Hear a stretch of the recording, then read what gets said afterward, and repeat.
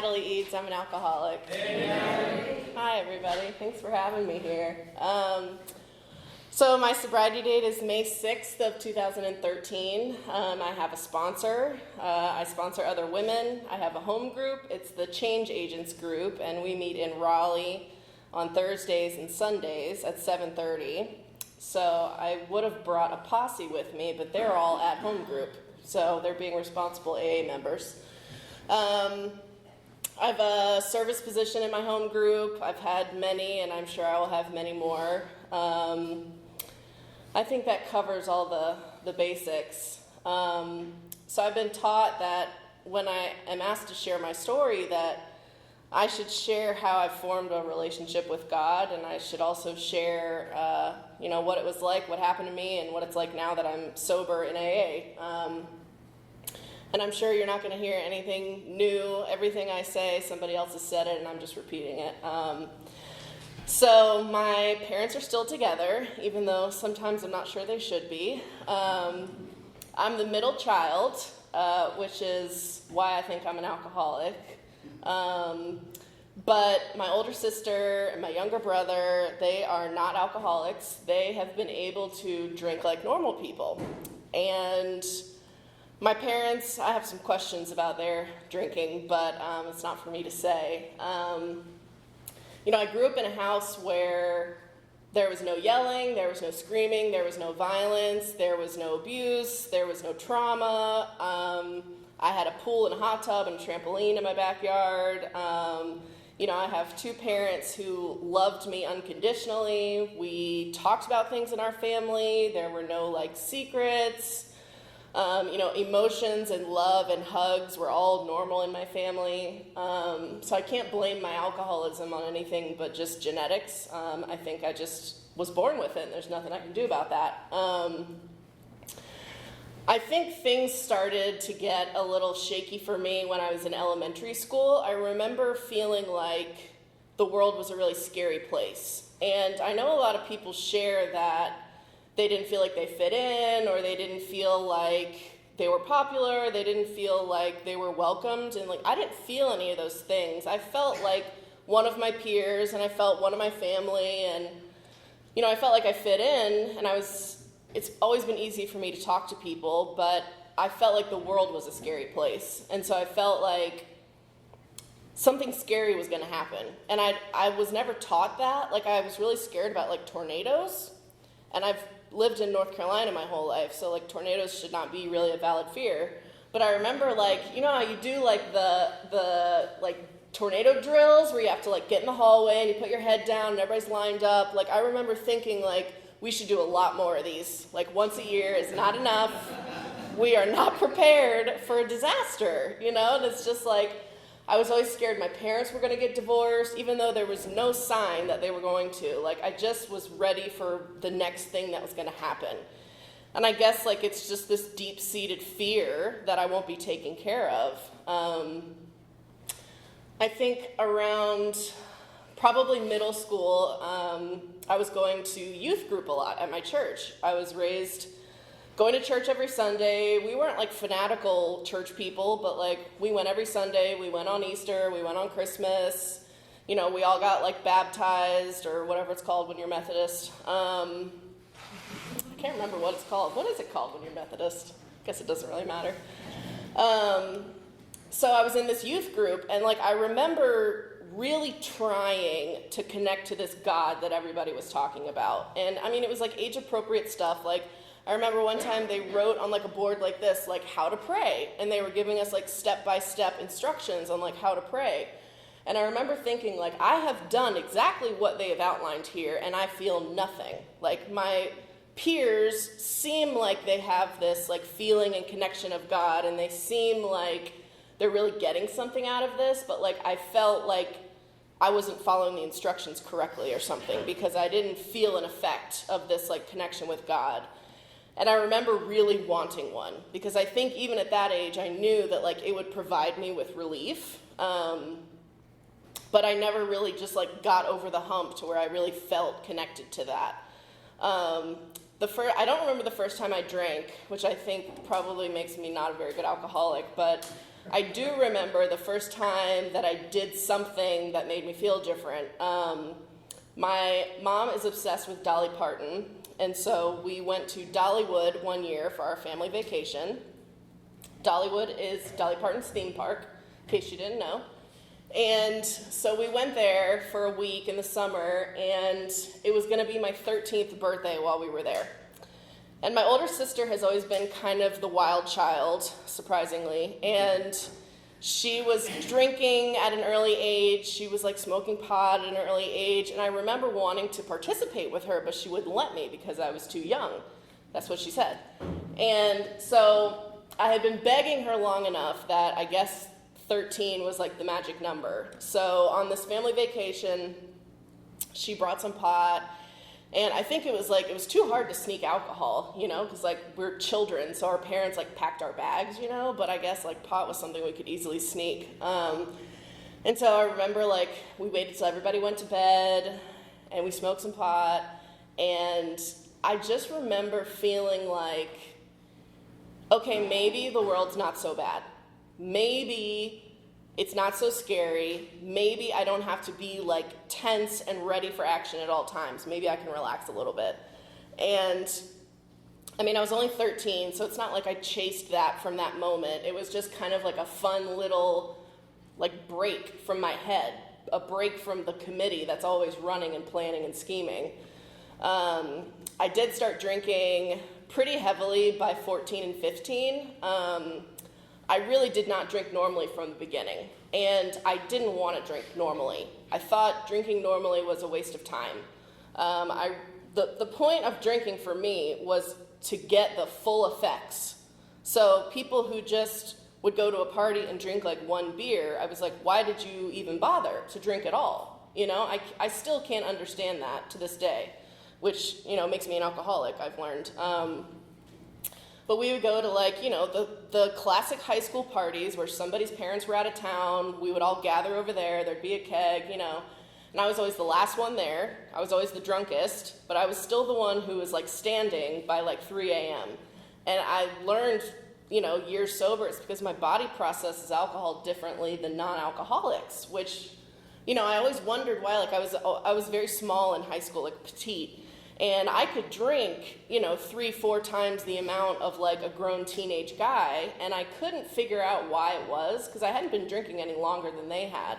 But it just turns out that like I have an allergy to alcohol and I process it differently, and that's part of what makes me an alcoholic.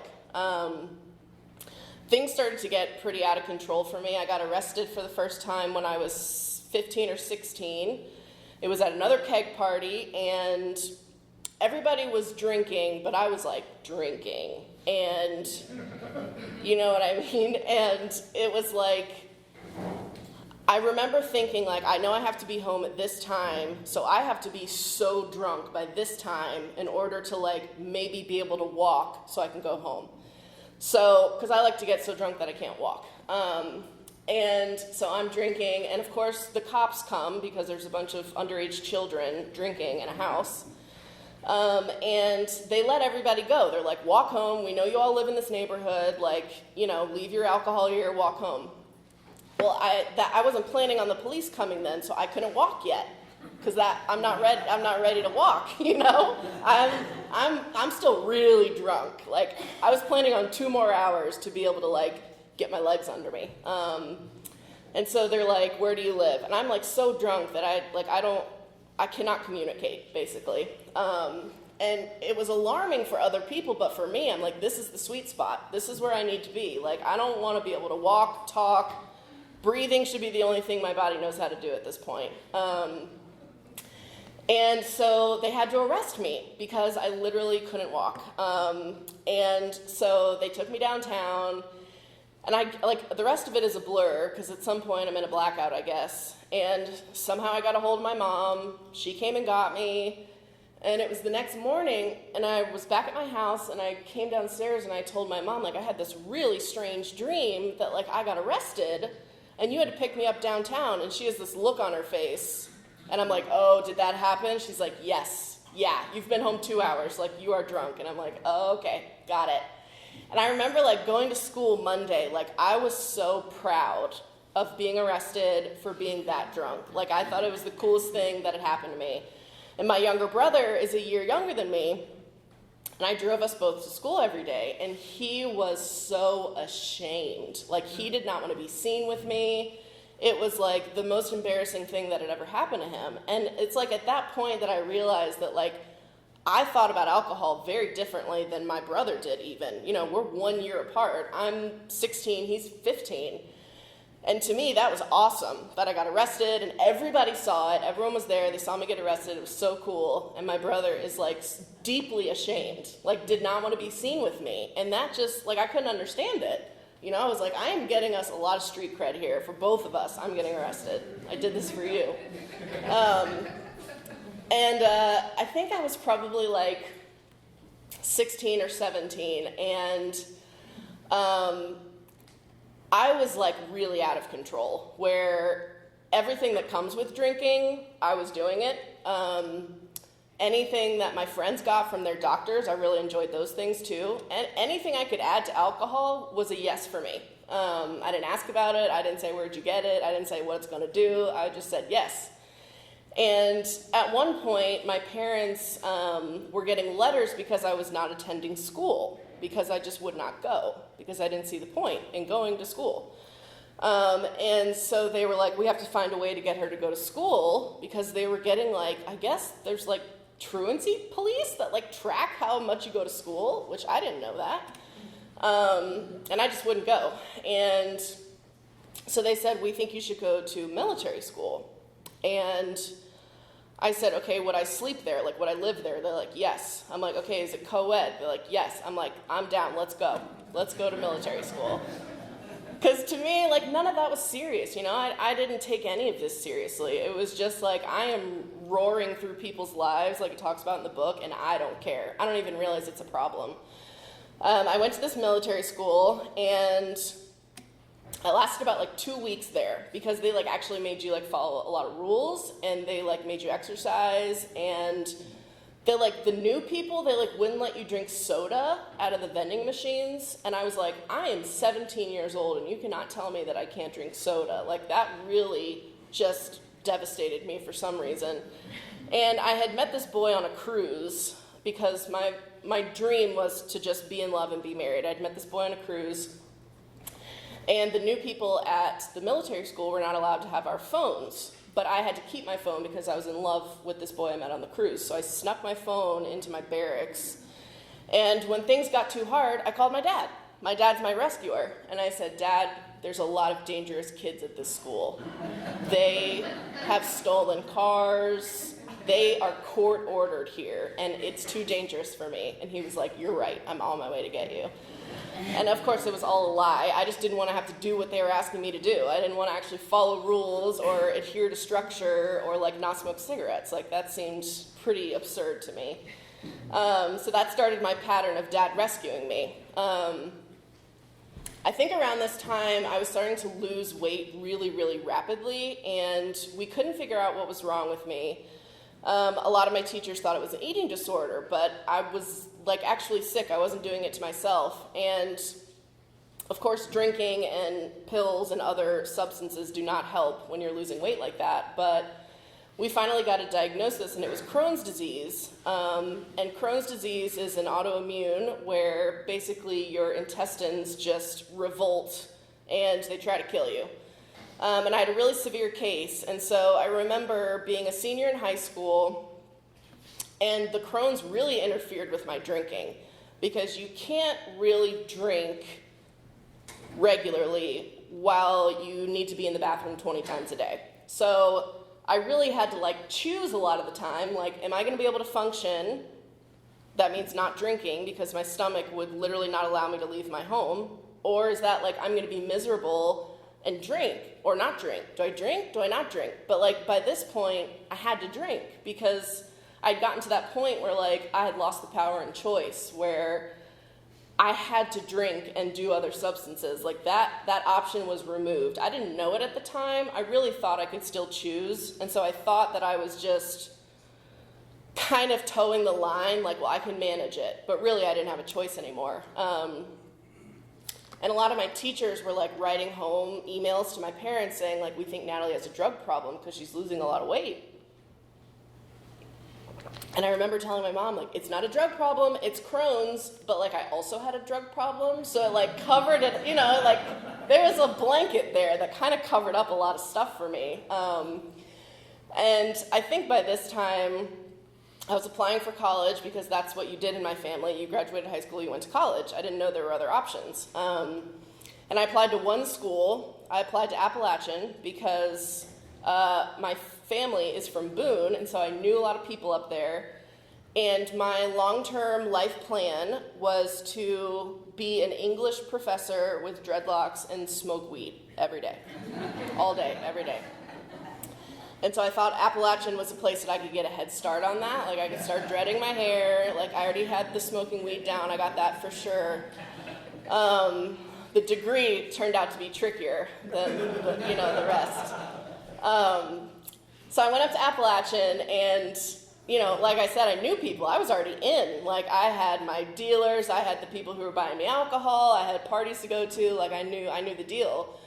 But what happened is at the same time, my Crohn's progressed as my alcoholism progressed. And so I think I was like one semester in, and I weighed like 95 pounds, soaking wet.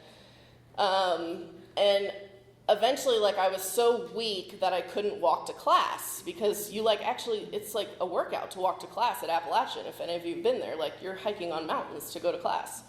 And going to class was already a struggle for me, so like you add mountains, and I'm not going to go. And so we got to this point where like I was so sick that I really was dying. And so I called my rescuer, my dad. He comes up to Boone. He helps me get like a medical withdrawal so that it doesn't affect my GPA. And he literally has to like half carry me out of my dorm because like my muscles had been wasting away because I had weighed so little that like my body was just eating itself. And that was just like Crohn's disease plus alcoholism. Like that's what my body was doing the best it could. And so he got me out of there, and I remember him like hand feeding me sweet potato because I guess sweet potato, we were like, you need a lot of nutrients. I guess I don't know why he chose sweet potatoes, but I remember sitting there like a child, like I was 18 years old and I was being hand fed by my father because I was so malnourished that I really could not like stand up or take care of myself. And I blamed it on the Crohn's. I had this really great card to pull that like I'm sick, I have Crohn's disease. Nobody was looking at the alcohol or the drugs because the Crohn's really took precedent because it was the most glaring problem. And I leaned into that because I was too scared if I said that alcohol was a problem that they would take it away from me. And so Crohn's was like my big shining light that I could blame everything on. So I came home back to Raleigh, and at this point, my Crohn's got to the point where I needed these things called infusions, which are basically like low-grade chemo treatments that like tamp your immune system down so that like you can function for a little while, and then you have to get them regularly because your immune system like starts building back up and you have to keep pushing it back down. And so I would get these infusions, and the doctors were telling me like you cannot drink or do anything else while you're on these. And I'm like, of course, what kind of crazy person would drink and do drugs while they're getting chemo? I would never do that. And I was doing that. Like, I didn't have a choice, I would go once a month and I would sit in these, like I'm in this big room of people in these chairs hooked up to IVs, everybody's sick. And I'm sitting there and I'm 19 years old and I'm like, my life is over. It's over. Like, this is never going to get better. I wasn't responding to treatment very well, probably because of all the drugs and alcohol I was doing. And I remember just like feeling really sad for myself. Like the self-pity really was a big problem for me at that point. I'm like, all my friends are getting degrees, they're all partying, they're all having a good time. I'm back home with mom and dad after I've failed at going to college, after I failed at trying to be an adult, and I'm getting these treatments and I'm sick and I'm so weak I can't do anything. Like, if you guys lived my life, you would understand why I drink the way that I drink. And I remember my mom and I at one point sat down at the kitchen table because I was getting these chemo treatments, and I said, Mom, I need to be able to go to the bar and drink. And she was like, okay. And I was like, we have to figure out how I can drink without upsetting my Crohn's so that I can be drunk. And like, this was just like another normal kitchen table conversation at this point. Like, I'm not even 21, I shouldn't even be drinking, first of all. But my mom and I sat down and we decided that the wheat that's in beer was a problem for the Crohn's. And so we decided I would just drink liquor at the bar. And that's how we would get around the Crohn's disease, right? And of course, I'm like going to the bar, drinking straight vodka, and then I'm finding the person who keeps going to the bathroom and is like rubbing their nose a little bit, because then I can stay awake and drink longer. That's not good on Crohn's disease and chemo. Not good. So I would go out, I would get obliterated, somebody would bring me home, and I would be so weak still that like I would have to like walk 3 stairs up, sit down, get my bearings, go more stairs up, sit down, because I'm getting chemo treatments. And this just kept going on. I mean, I just kept drinking and doing anything I could get my hands on while I'm getting chemo, and while I'm just like so sick that I'm dying. My GI doctor told me I was dying of malnutrition, because when you have Crohn's, you don't absorb any nutrients. So I'm dying of malnutrition through no fault of my own, but I'm also drinking to excess daily on top of that, because I can't live without alcohol. So my life was just it was miserable. It really was just pure misery. This is probably the time where the institutions started.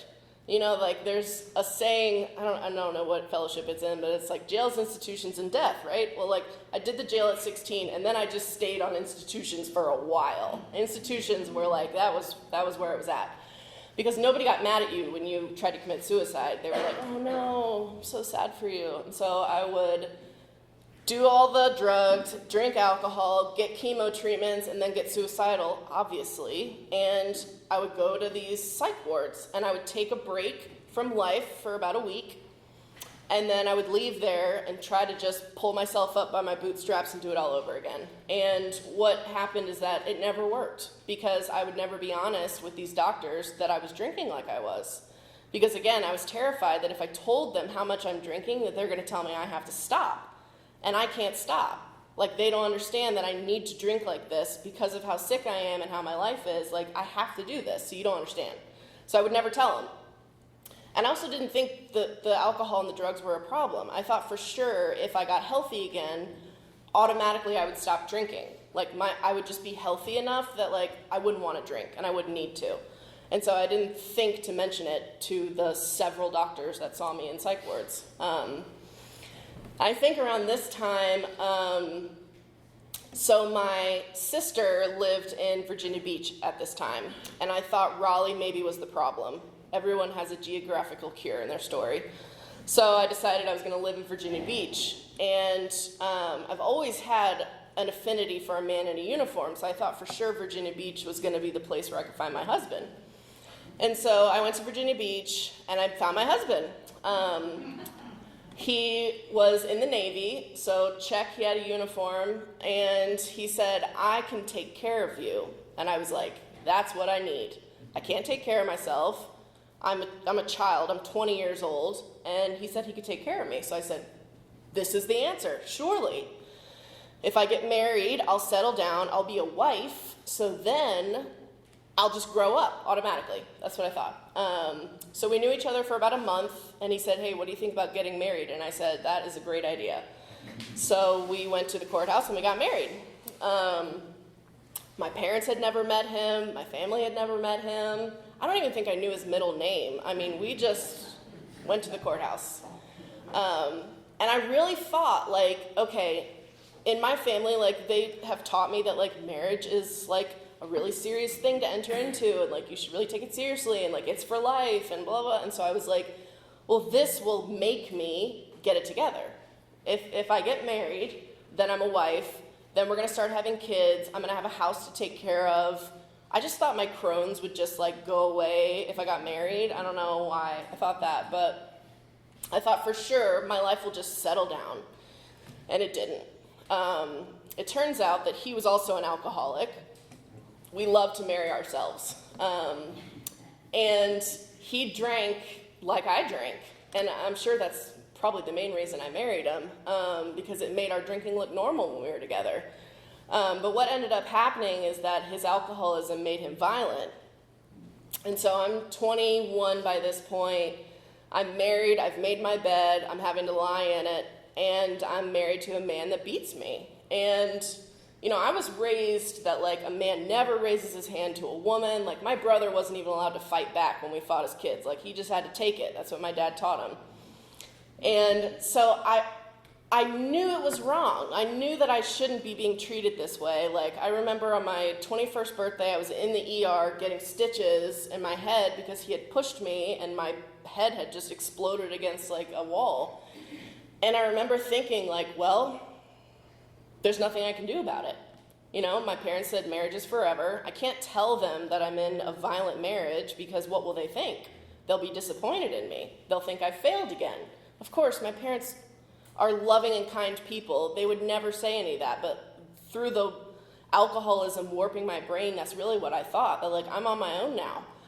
And it got to the point where, you know, the police would come pretty frequently because the neighbors would call because they could hear what was going on. And my sister finally said, like, is he beating you?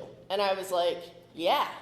And she was like, why didn't you tell us, you know? And so she took me home to my parents, and my parents had a guess because I had a lot of accidents, you know? I mean, I'm like, well, I fell, and then I fell again, and then this happened, and I tripped over this, and then this happened, and this happened, and my parents are not stupid, and they're like, why didn't you tell us sooner? And I'm like, because I thought you'd be disappointed in me, that I married a man who's violent, and I stayed with him, you know? And that's another thing in my head. That was another failure on my list. I didn't go to college. I couldn't keep a job. I was sick, so everybody would take care of me, and I got married, and then that didn't work out either. So now I'm like a quadruple failure. And of course, through the marriage, the alcoholism skyrocketed because I had to drink to deal with the situation I was in. Being obliterated was the only way that I could ignore that the man that I married was beating me and was violent. So I think by the time I get home back to my parents, I'm 22. My alcoholism has really spread its wings into basically any substance that was available. I was using it in any way that I could. I did not discriminate. Alcohol was not my only love. I loved any substance that could get me out of the misery that was my life. And I think a lot of us are like that.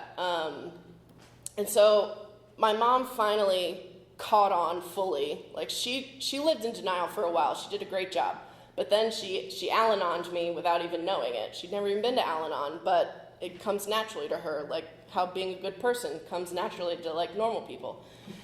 And so my mom sat me down, and I had been to get another chemo treatment, and when I had gone to get this treatment, the nurse said, honey, what are those marks on your arm? And I told her that I had a friend that was in nursing school, and she was practicing starting IVs. And the nurse was like, you're getting chemo. And I was like, yes, no, I understand. She's like, you can't allow people to practice medical procedures on you. I'm like, of course. Silly me. Why did I not think of that? And obviously, I did not have a friend who was practicing IVs. I was practicing some other things with a needle. And so I'm getting chemo with track marks. I smell like alcohol because I clearly haven't showered in several days since I've been there. And I get home, and my mom's like, let me see the mark, because she always, like, wanted to just, like, look and make sure I was okay after I got these treatments. And I was like, I can't show you. And she was like, why? And I was like, I just can't. And I got, like, really rageful, you know, out of shame that my mom was going to actually see what I had been doing, because at this point, my intestines were so sick that I couldn't drink. Like, I would take some sips of vodka, and it was coming right out. And so I had resorted to other things to get to where I needed to be. And she finally said, show me your arms. And I showed her, and they were black and blue, swollen, abscesses. I mean, I was a mess. And she said, all right, here's the deal. You're either going to go to treatment or you're going to get the hell out of my house. And I was like, okay. And she had never said anything like that before. She had never put the ultimatum, and I knew she was serious. So I thought about it. You know the part in the book where it talks about, like, we could either accept spiritual help or, like, we could go to the bitter ends, blotting out the intolerable, you know. And I was like, okay, this is a tough choice. Like, either I'm going to live on the streets and probably, like, become a kind of person I really don't want to be, or I go to treatment. Like, a normal person would obviously choose treatment, but, like, I was so hopeless, like the living dead. I think it's in, like, I think it's in Bill's story maybe, where he talks about being the living dead, and that's what I was. I was a walking body. My sponsor calls it the severing of the spirit, and my spirit had been severed, and it had been for a long time. And I told my mom, I know for a fact treatment will not work. I know that there is no way for me to live with alcohol or without alcohol. And of course, I didn't know it. It's a part in the book, the jumping off place. But I just told her to her face, it will not work. There is no hope for me. And I know that for a fact. And I said, I'm just ready for my body to die, and it won't. And she said, all right, well, will you just try? And I said, yeah, what do I have to lose? So I went to treatment. And I actually had never been diagnosed with alcoholism, right? And, like, I always said I'm such an intelligent woman, but, like, I never figured out that I was an alcoholic. And so I get to this treatment center, and they're like, you have alcoholism. And I'm like, no, what is that? Like, what does that mean, actually? And they told me that, like, I'm not a weak-willed person, that the choice was removed from me, that, like, this obsession and this compulsion to drink and to, like, destroy my life was not because I was weak. And it was such a relief to hear, because I really thought that I was weak. Like, I didn't think I was a bad person, but I thought, like, I should be able to get it together. My dad always said, like, as long as you're fighting, you win. And, like, that mentality almost killed me, because we learn when we come into AA that, like, surrender is how we win, not fighting. And I had been fighting, you know, tooth and nail, clawing my way through life, when really I just needed to lay down my arms, you know. And so the treatment center said, you should stay here for 90 days instead of 30. And I said, great, I'll do that. And then they said, you need to live in a sober living house and get a sponsor and get a home group and start working the steps. And I was like, I'll do whatever you say, because at that point I was desperate. I was dying. I mean, there were no other options for me. I'd tried it all. And what happened is it worked. It worked, which is the most bizarre thing to me still to this day, that someone as hopeless as me, who was dead when I got here, that, like, the simple actions of getting a sponsor, staying current with a sponsor. I met my sponsor every week, face to face. She read out loud to me from the book like I was a child, because that's what I needed. And she explained it to me. She shared her experience of how these steps and these principles worked in her life, and that if I just take the actions that she does, it will also work in my life. And I had, like, this much hope, just enough to try. And my sponsor and I got through the book, and I was sponsoring other people. I had been in the same home group that I still am in now, and my Crohn's was still really, really bad. It was not under control. I had been on every medication that existed for it at the time.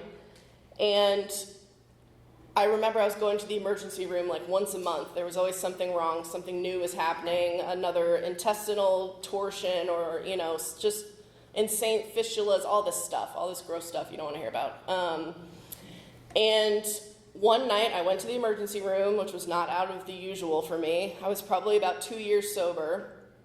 And they did a scan, and they found out that I had pancreatitis. Well, pancreatitis you can get from drinking too much. And I remember looking at my parents, and I'm like, I swear I'm not drinking. Like, I swear, I don't know where this pancreatitis came from. I'm not drinking. And they're like, so they call my GI doctor, and she, like, takes a look at my records, and all my, like, my health list is, like, this freaking long. And she's like, you know what I think happened is this is an unheard rare side effect of this medication that you're on for Crohn's that can cause pancreatitis. But what they also found in the scan was I had a tumor on my kidney. So we biopsied the tumor, and it was cancer. It was renal cell carcinoma. And I remember when we went for the biopsy, I remember talking to my sponsor and saying, like, I know it's cancer. And she was like, what do you mean? I was like my soul knows. Like, I know it is. And I was calm, just completely calm. And she was like, okay. And I was like, it's just a knowing that you have. That's what it is. And I said, I'm not scared. I'm not worried. I know it'll be taken care of however it needs to be taken care of. So I get the biopsy, it's cancer, and they told me that typically renal cell carcinoma, you don't know you have it until you're dying and it's too late. So basically kidney cancer, like, you don't know you have it, you don't have symptoms until you need to go to hospice and you're dying. And they found mine so early that I didn't have to have chemo, I didn't have to have radiation. They just cut off half my kidney and they were like, you're good to go. And, you know, I see it now as someone who's been sober after that like this rare side effect that my doctor literally had never seen before in her 25 years of being a doctor happened from this medication that brought me to the emergency room that allowed them to find the cancer so that they could take care of it before I really should have ever known that I had it. And it happened right when I had finished working the steps with my sponsor and was sponsoring other women and was active in Alcoholics Anonymous in a home group. Like, I can't make that timeline line up like that, you know? I am just another drunk who destroys her life by drinking. Like, I don't stay sober through cancer, but I did.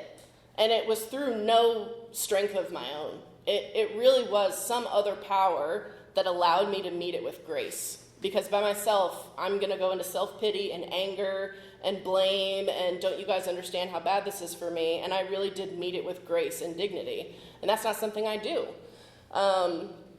Around 4 years sober, so again, the Crohn's is going unchecked. There's no treatments left. I'm just on like insanely high doses of prednisone to basically keep it in check. And the doctors told me that the only choice left for you so that you don't die from Crohn's is to have your colon removed. And the same thing happened when I had cancer. I was calm. I felt reassured, and I knew I had a soul knowing that I was going to be okay. And I was still in the same home group. I had the same sponsor. I had been working with sponsees. I went to a ton of meetings. Like, I was all the way active in Alcoholics Anonymous, and I had never stopped for a second. And that's what gave me the ability to meet this next surgery with confidence, with peace in my life. And so I talked it over with my network, with my sponsor, with my parents, because they were going to have to take care of me after this surgery. And, you know, I talked to my doctors, and I prayed about it, and we came to a decision as a unit, you know, that like this was probably going to be the best thing for me. And so I had my entire large intestine removed, and I have a permanent ileostomy bag. And that surgery, I would not wish it on my worst enemy. It was the most horrific pain I've ever experienced physically. It took me a solid year to recover physically.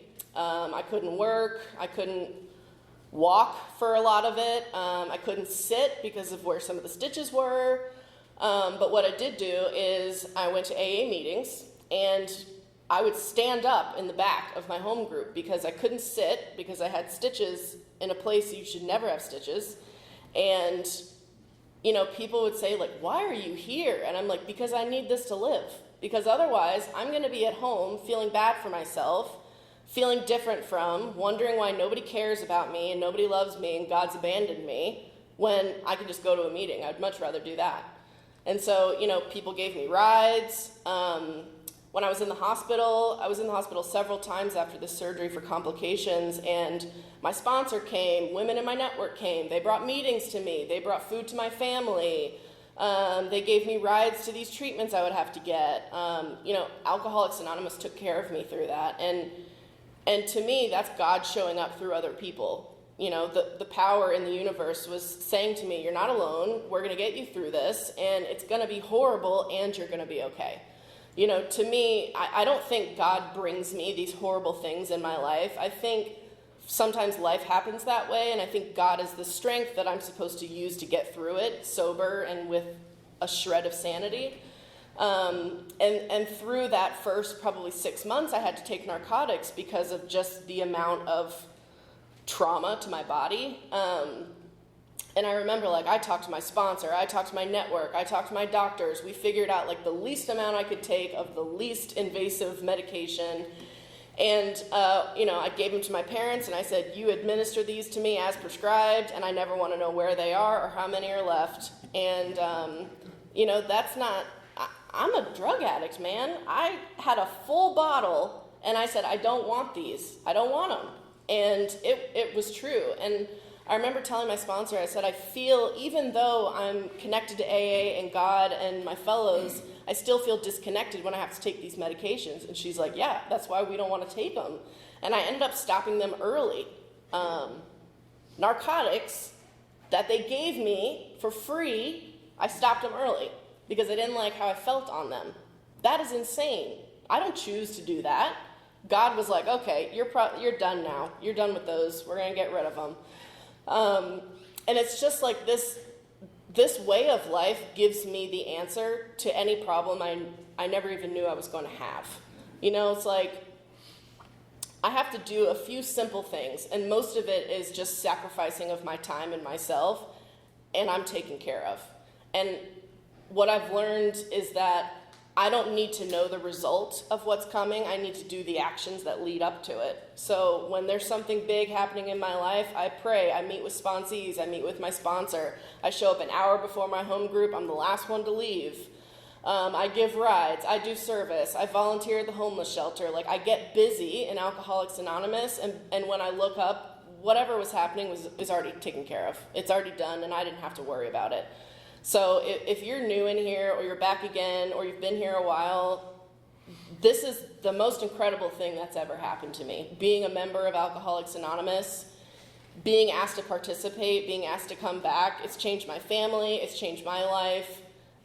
It's really revolutionized the way that I see the world, and I no longer see it as a scary or overwhelming or bad place. I really believe that the world is a good place that cares for us and that wants us to succeed. So that's all I have. Thank you.